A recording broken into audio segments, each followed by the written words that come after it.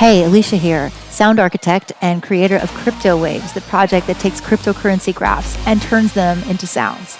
Today I wanted to answer the question, what does Ethereum sound like?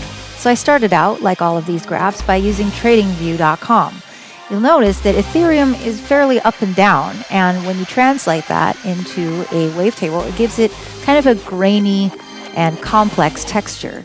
You'll see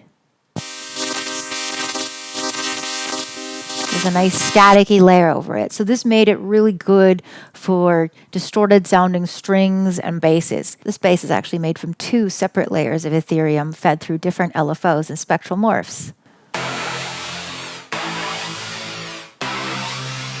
Then we have some strings also made from Ethereum, but fed through some OTT and a couple of effects.